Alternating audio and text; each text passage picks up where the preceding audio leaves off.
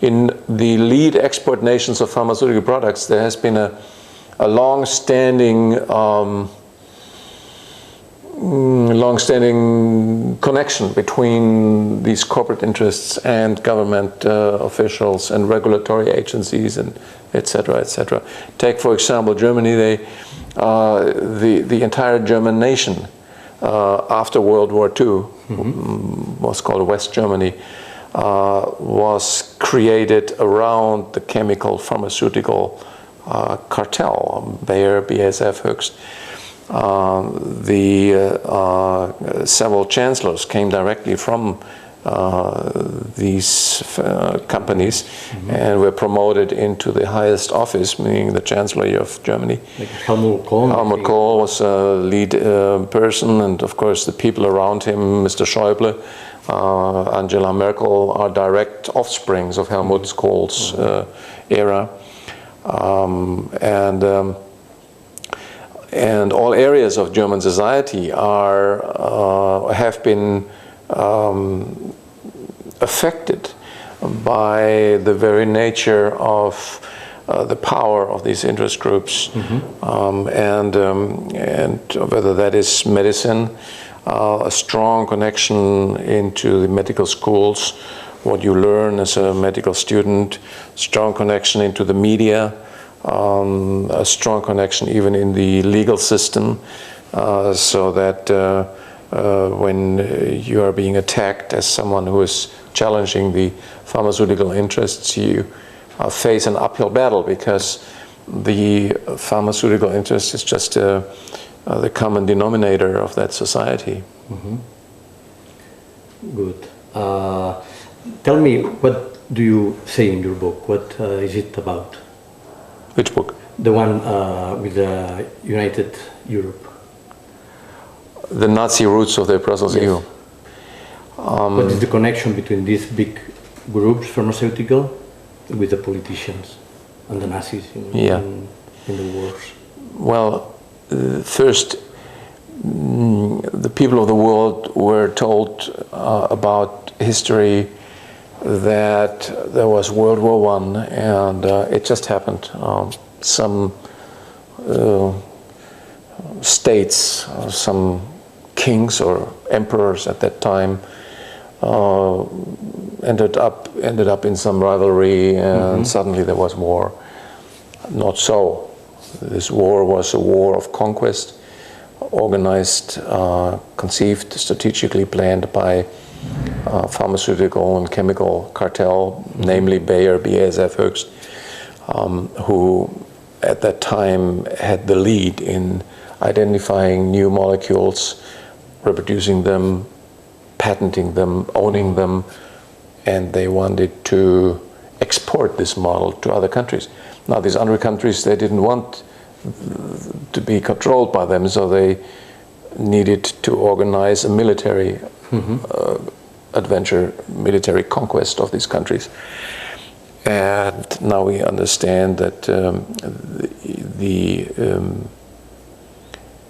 World War I was nothing less than the first attempt of this new industry, the chemical, pharmaceutical concentration of power, to claim the domination of Europe and the world. And then this adventure ended in a defeat, luckily, at the price of millions of people dying.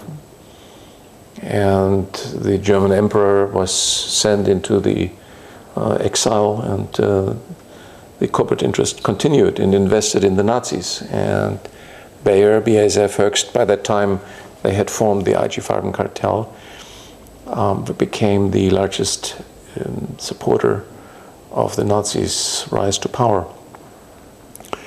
And at the end of World War II, after the defeat after 1945, there was even a specific trial where 24 managers of IG Farben were tried for the crimes they committed in Nuremberg. But that is just the backdrop of this book. What really triggered me to initiate this project was that we were able to find documents about the key architect of the Brussels EU. Unbeknown to most people, this was a gentleman by the name of Walter Hallstein. Walter Hallstein was a prominent lawyer in Nazi Germany. He was member of a delegation that was sent down by the Hitler regime to Rome to negotiate with the Mussolini lawyers about the future shape of Europe after they had conquered Europe. That was in June 1938, 1.5 years, 14 months before they started World War II. They knew they would do this, they knew they would launch this war, and they started to think, how are they going to administer this conquered countries? What are the laws, the administrative regulations? And Hallstein was the key person in the German delegation for the new architecture of a Nazi cartel Europe. Luckily, that didn't happen, and everyone thought that key people of that nature would actually go to prison or would be sentenced and removed from public office or, put away. Not so with Mr. Hallstein. When he was interrogated by what was called the Denazification Committee of the Allies, there were specific committees set up to make sure that the Nazis could not continue with their philosophy and when he was interviewed, he lied to them. They had to sign a document indicating whether they were members of Nazi organizations and were promoting that philosophy and stuff like that. And we got hold of that document, and we saw that he was just outright lying. He was member of the most notorious professional organization of the Nazis, which was the Nazi Association of what they called protectors of the law. I mean, the Nazi law, you know. And he was a lead figure for the Nazi state in these negotiations. And he just lied. He just said, well, I'm innocent. And that was his entree into the next life. And he was picked up by the first German Chancellor Adenauer. And they promoted to the position of the first promoted to the chief negotiator for preparing the Rome treaties, which became in 1957 the first legal foundation of the Brussels EU. And then he was promoted by the West German government to become the first president of the EU Commission. And he was given 8,000 and something bureaucrats, people working under him, only responsible to this one person, to create what we today know as the Brussels EU Europe, including the undemocratic structures that the Brussels the EU Commission was created as an exclusive executive committee. Responsible to literally no one. That's how it's phrased. Not the people, not the governments, to no one. They have the exclusive right to initiate legislation.